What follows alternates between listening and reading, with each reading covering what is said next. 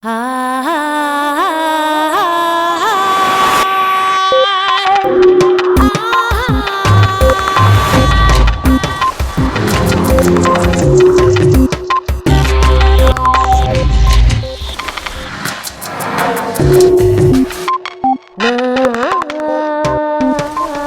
facultad de traer voluntariamente de vuelta una y otra vez la atención dispersa es el origen del juicio, el carácter y la voluntad.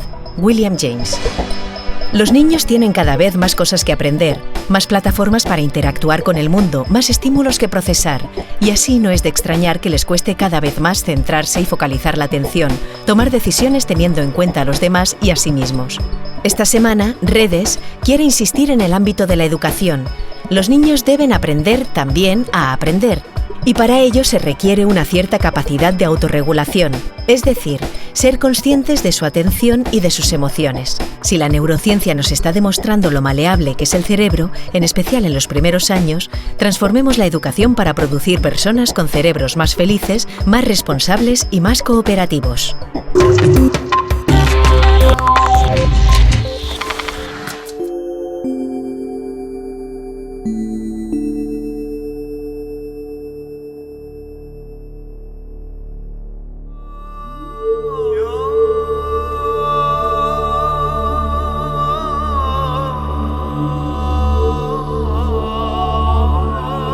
Yo creo que mi audiencia va a coincidir conmigo en que en este mundo globalizado necesitamos un nuevo sistema educativo que fabrique no solo trabajadores, sino ciudadanos. Y de ahí que se hable tanto en estos momentos de la necesidad de destilar empatía y compasión en los ciudadanos del siglo XXI. Aquí en Washington es donde se está profundizando en estos momentos en esta reforma educativa, y se está haciendo gracias a que han confluido dos corrientes del pensamiento imparables, la una milenaria, la contemplativa, la ejemplificada por Dalai Lama, y la otra, la de la ciencia occidental.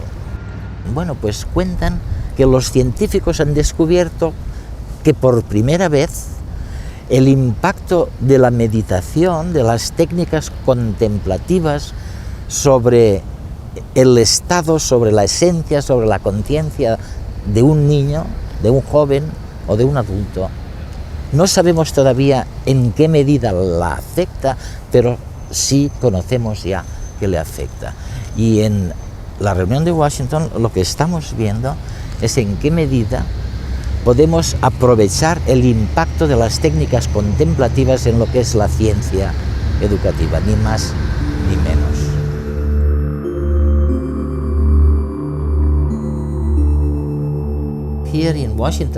Ahora que se celebra en Washington este congreso increíble,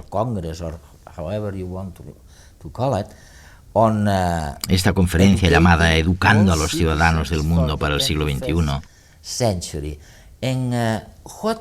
¿hay alguna primicia en relación con tu trabajo, el de Dan Goleman y los demás expertos? ¿Cuáles son las novedades respecto al sistema de educación social y emocional? ¿Qué es lo que podemos esperar de esta conferencia que sea realmente nuevo en el aprendizaje social y emocional? Se trata de una conferencia histórica, puesto que en ella se reúnen los neurocientíficos y los contemplativos, los que han realizado mucho trabajo interior con la comunidad educativa. Y cada grupo puede aportar información nueva para que aprendamos los unos de los otros.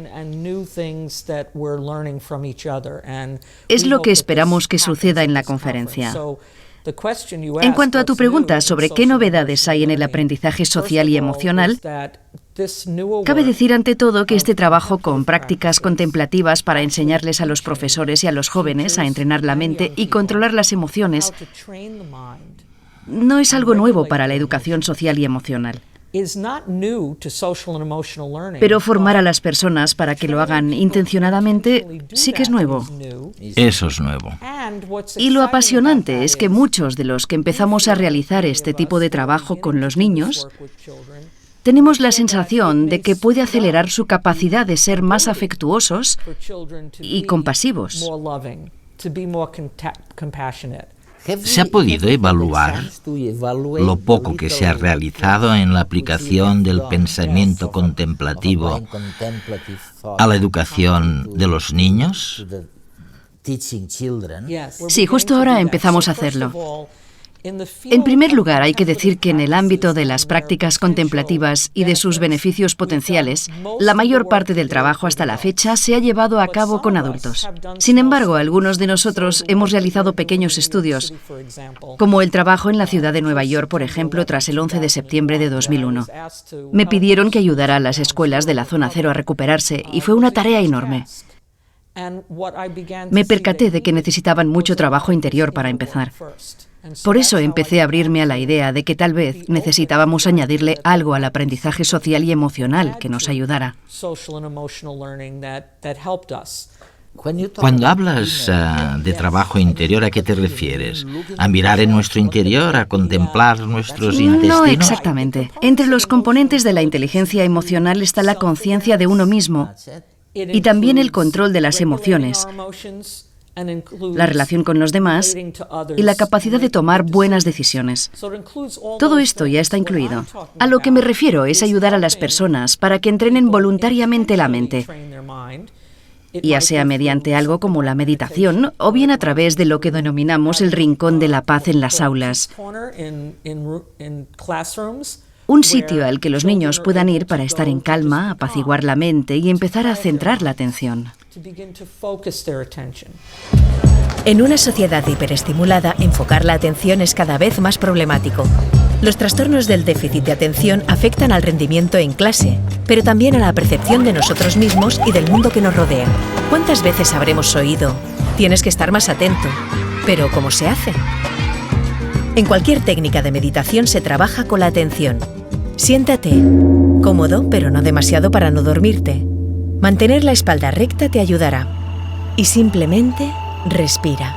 Lleva toda tu atención a tu respiración, sintiendo como cuando entra el aire está frío y cuando sale es más caliente. Cuando uno pone toda su atención en sentir su cuerpo y respiración, sin entrar a discutir mentalmente lo que siente, sino sencillamente sintiendo, la mente se acalla por sí misma. El estado de quietud que se persigue es el de vigilancia atenta pero relajada, sin esfuerzo. Muchos lo describen como ese momento cercano al sueño, cuando el cuerpo está relajado y no existe diálogo interno. Pueden ser solo unos segundos, pero entonces la mente está en calma, y la calma mental es sinónimo de salud mental. Los beneficios más inmediatos de practicar meditación son la capacidad de tranquilizarnos, un descenso del estrés, el desarrollo de la atención, la percepción del detalle y también de la memoria. Y de cara al futuro, ¿en qué estáis pensando? Creo que lo importante es que ahora sabemos que el cerebro tiene mucha plasticidad. Y estamos aprendiendo que nuestras experiencias lo moldean. Es verdad, es verdad. Así que nos planteamos lo siguiente. ¿Qué pasa con las experiencias para calmar la mente y centrar la atención? ¿Qué sucedería si lo cultiváramos en los niños? Si aumentáramos la repetición de esa experiencia en sus vidas mediante la práctica regular, por ejemplo. ¿Acaso cambiaría su manera de aprender? ¿Su manera de dominar las emociones durante el resto de su día a día? Déjame explicarte brevemente un pequeño estudio que ya hemos realizado en Nueva York a través del Inner Resilience Program. El estudio contó con la participación de unos 855 estudiantes de hasta 11 años y fue un estudio aleatorizado y controlado con un grupo de tratamiento y un grupo de control, así como 57 profesores. Lo primero que descubrimos es que se produjeron cambios significativos en los profesores. Acabaron menos estresados.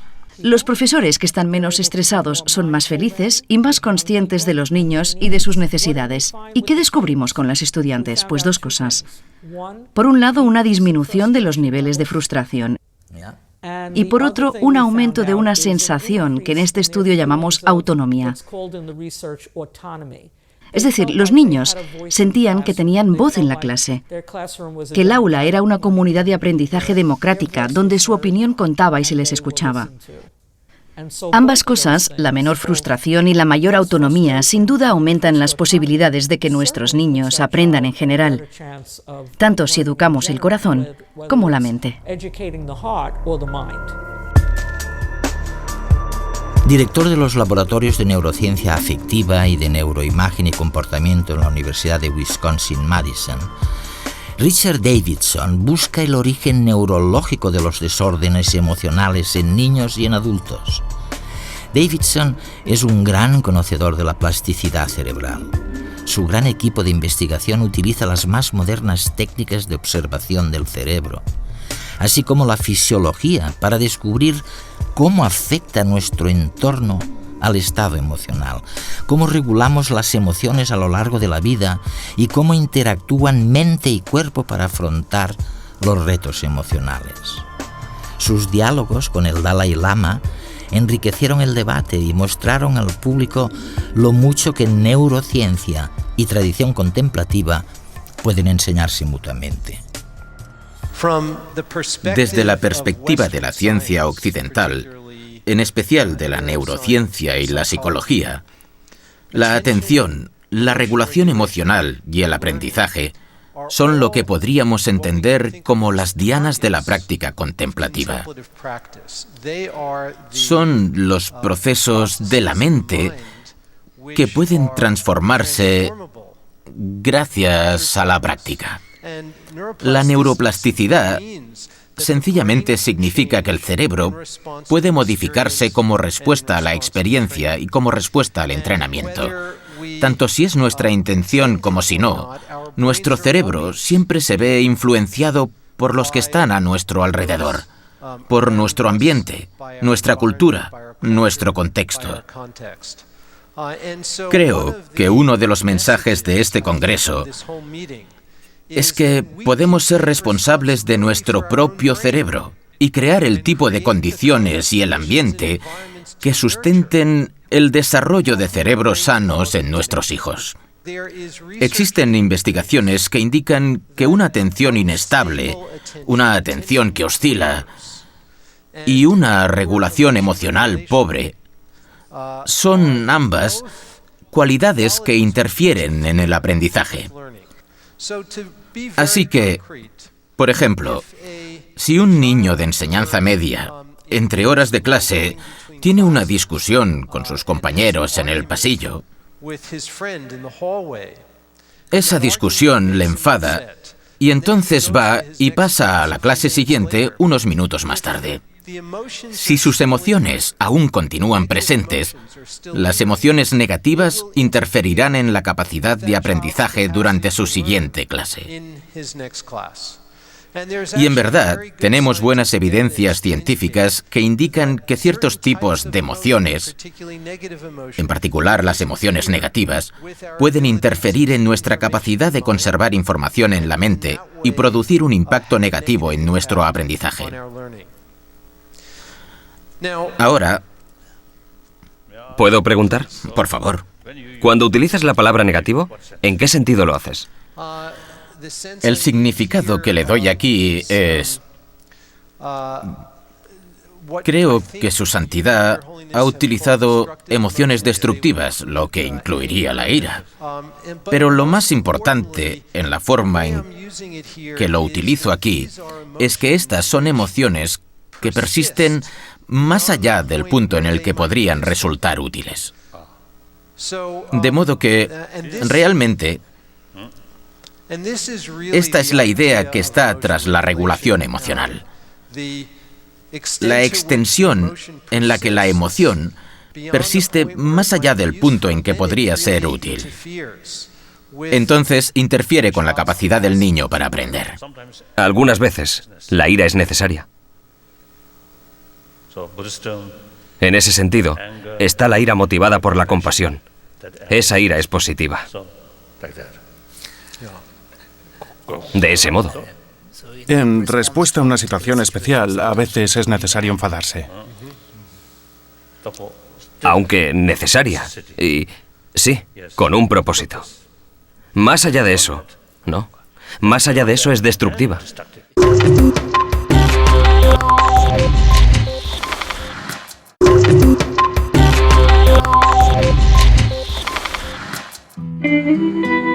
Mark Greenberg, otro de los participantes de estas jornadas, dedica sus investigaciones a comprobar la efectividad de las actividades escolares para mejorar las habilidades sociales, el aprendizaje social y emocional, el aprendizaje cognitivo de los estudiantes de primaria y de secundaria.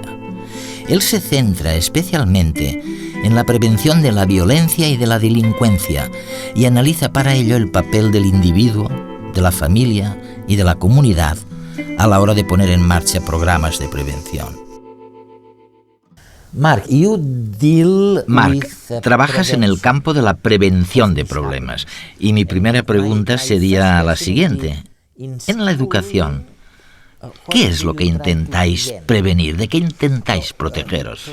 En la investigación preventiva con niños, lo que intentamos es evitar un conjunto de problemas comunes que pueden presentarse en los niños. La agresividad, el mal rendimiento en las aulas, la falta de atención. Cuando alguien es agresivo, no presta atención y a menudo no obtiene muy buenos resultados en lectura o matemáticas. Pero pensamos en la prevención no solamente como una manera de prevenir un problema, sino especialmente de reforzar el desarrollo del niño e instaurar una serie de factores protectores. Por eso, nos interesa empezar con los niños de 3 o 4 años y ayudarles a calmarse cuando se alteren, incluso a conocer sus sentimientos, saber cuándo están disgustados y desarrollar una sensación de autoconciencia. ¿Y cómo se puede ayudar a un niño a que se calme cuando está alterado? Pues se puede hacer de muchas maneras, pero con los niños más pequeños, si empezamos sobre los 3 o 4 años, lo hacemos contándoles una historia sobre una pequeña tortuga. La tortuga tiene muchísimos problemas para llevarse bien con sus amigos, tiene problemas de disciplina en clase y a veces se pone muy nerviosa por algo que le dice su madre o su profesor, pero aprende a meterse dentro de su caparazón y a respirar profundamente y calmarse. Utilizamos la metáfora de la tortuga y cuando los niños se alteran, les pedimos que hagan esto. Si un alumno tiene problemas en la escuela, cuando estoy allí de profesor, le puedo decir al niño que está empezando a descontrolarse, tal vez es buen momento de hacer la tortuga. Esto significa que cruce los brazos y que respire profundamente y que luego me diga cómo se siente. De esta manera, enseñamos a los niños cosas sobre el cuerpo, sobre cómo pueden utilizarlo junto con la respiración para aprender a calmarse. Nadie lo ha hecho antes, ¿eh? No se ha hecho. Y hemos demostrado mediante una serie de estudios aleatorizados durante 30 años en Estados Unidos, Suiza, Países Bajos y varios lugares que, cuando se les enseña a los niños estas habilidades para calmarse, y se les enseña cómo identificar sus sentimientos, pero también cómo hablar adecuadamente sobre cómo se sienten, mejoran de un modo natural sus habilidades para relacionarse con los demás. Y también mejoran sus habilidades académicas. Porque el niño no es más que uno, el cerebro no es más que uno, no hay un cerebro emocional y un cerebro cognitivo. Y cuando la capacidad de prestar atención, calmarse y hablar eficazmente de los sentimientos se combina en el desarrollo de un niño, todo funciona mucho mejor.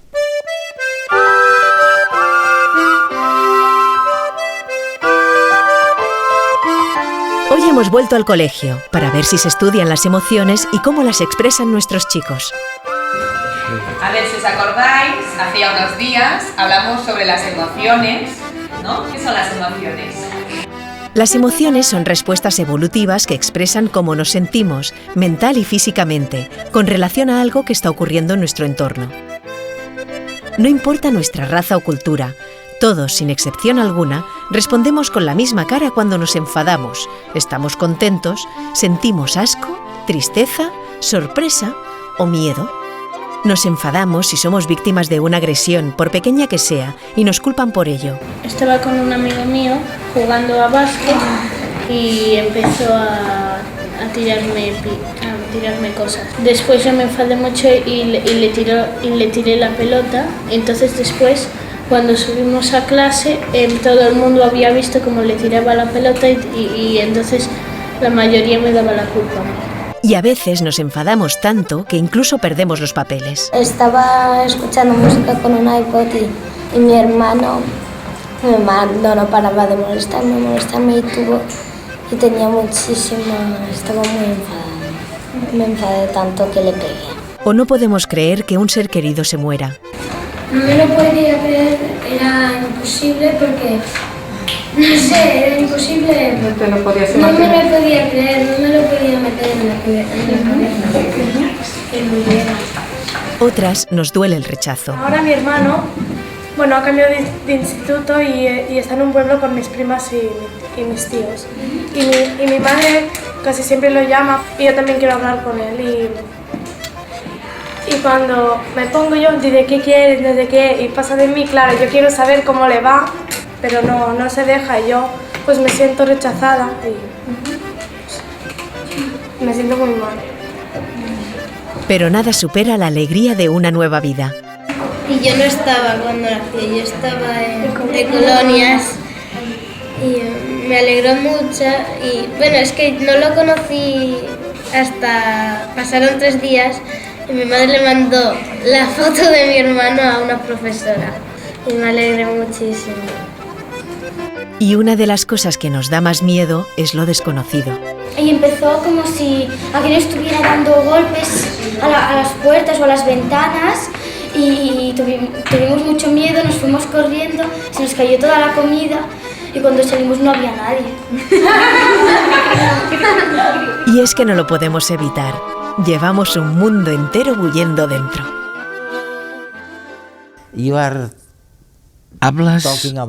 Hablas de la enseñanza como una manera de cambiar la manera de ser del niño. Su manera de sentir sobre la agresión o la compasión. ¿Tú crees que todo esto evolucionará y que al final cambiará la sociedad por fin para siempre?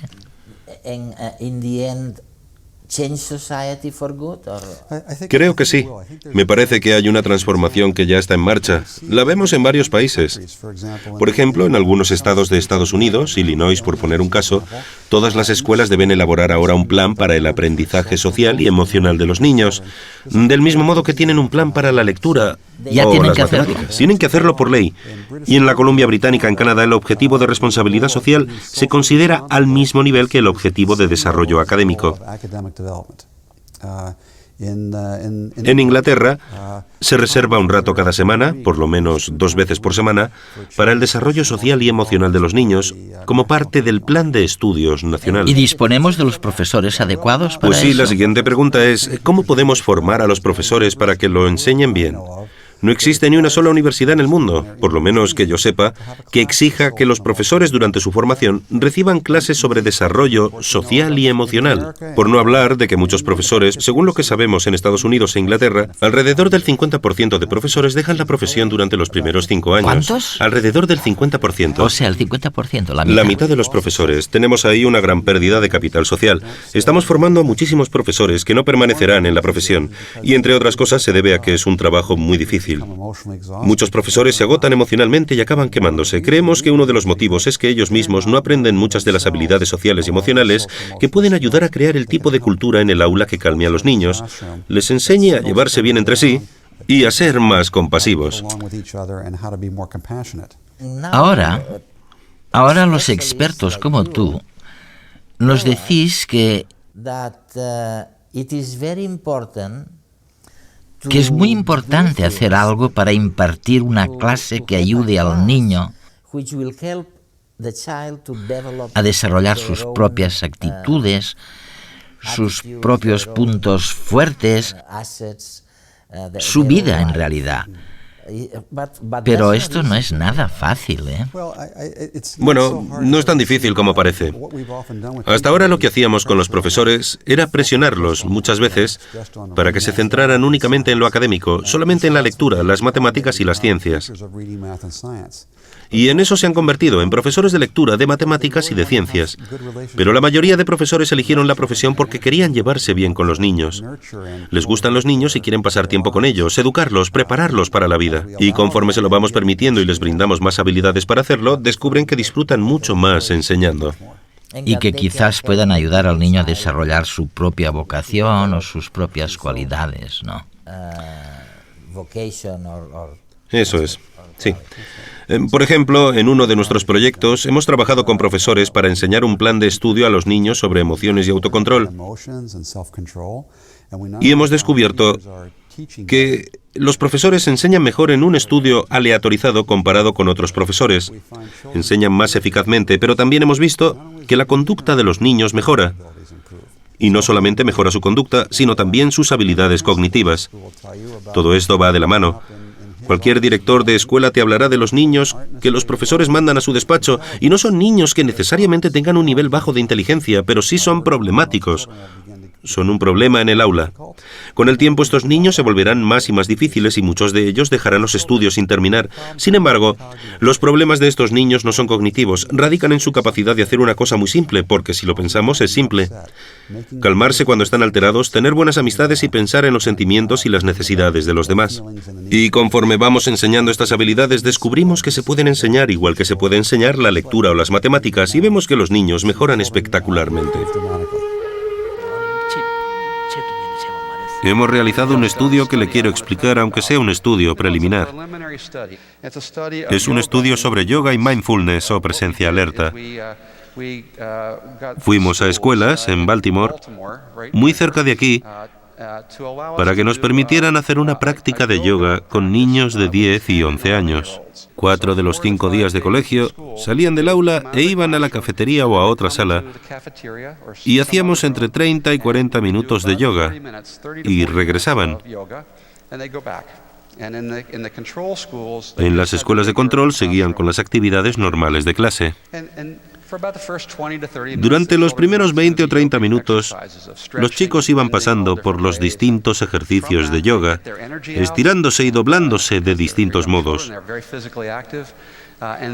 Con eso liberaban la energía porque los niños pequeños son muy activos físicamente, y una vez habían hecho todos estos ejercicios les decíamos que se tumbaran en sus colchonetas, simplemente tumbados en el suelo.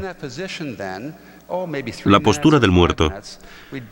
Y en esa posición durante unos 3 o 5 minutos les guiábamos a través de una meditación de atención. Un día les hacíamos fijarse simplemente en la respiración dejando que los pensamientos pasaran. Otro día les hacíamos escuchar los latidos del corazón y concentrarse solo en esa idea. Y otras veces hacíamos una meditación sobre la compasión, en la que los guiábamos a sentir compasión por sus madres, sus amigos y luego por gente que ni conocían. Lo que encontramos es que ese simple yoga diario durante unas 12 semanas redujo significativamente, según los comentarios de los niños, 2 cosas.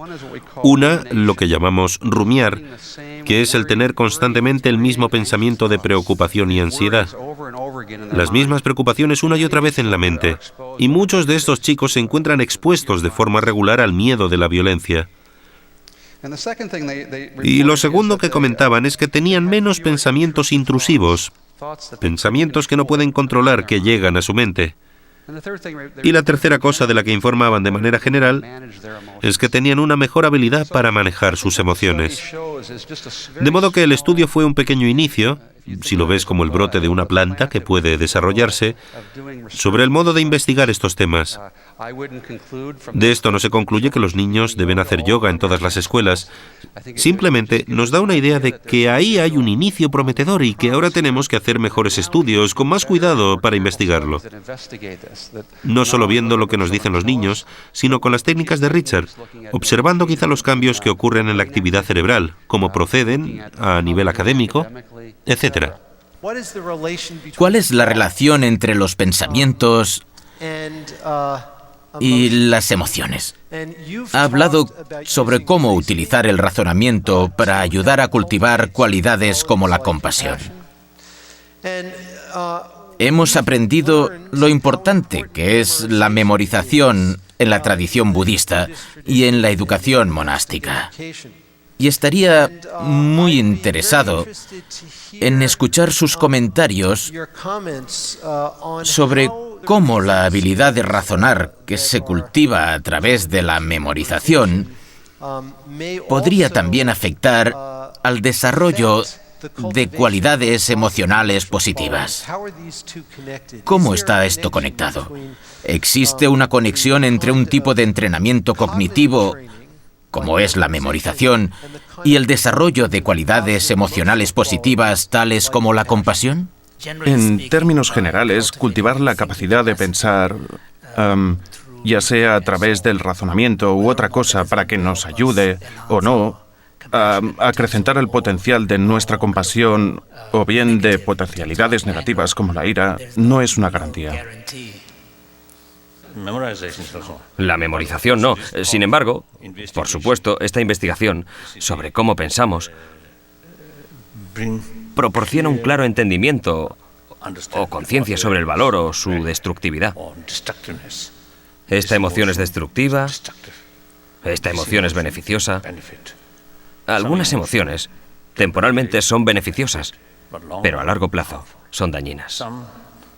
Algunas son temporalmente dolorosas, pero a largo plazo beneficiosas. Por tanto, esta es la auténtica investigación. Una vez desarrollas la convicción de que una emoción es muy beneficiosa, muy buena, tanto a corto plazo como a largo plazo, entonces tu interés se desarrolla, tu entusiasmo se desarrolla y haces un esfuerzo. De esa forma, como he mencionado esta mañana, hay cierto tipo de compasión que solo se desarrolla a través del razonamiento. Así que aquí, la parte sabia, el intelecto, la inteligencia, es de inmensa ayuda.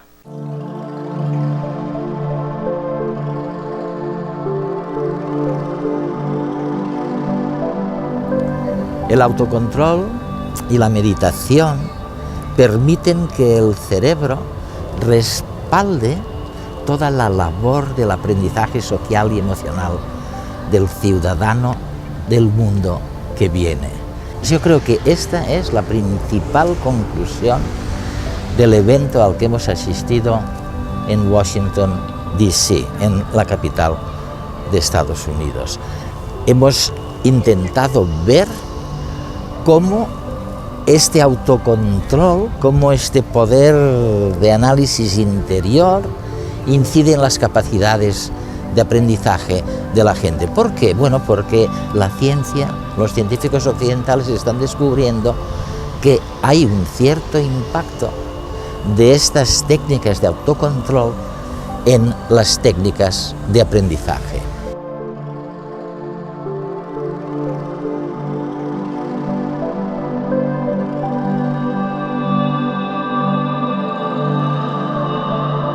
Usualmente subestimamos el poder de transformación de la mente. Matthew Ricard.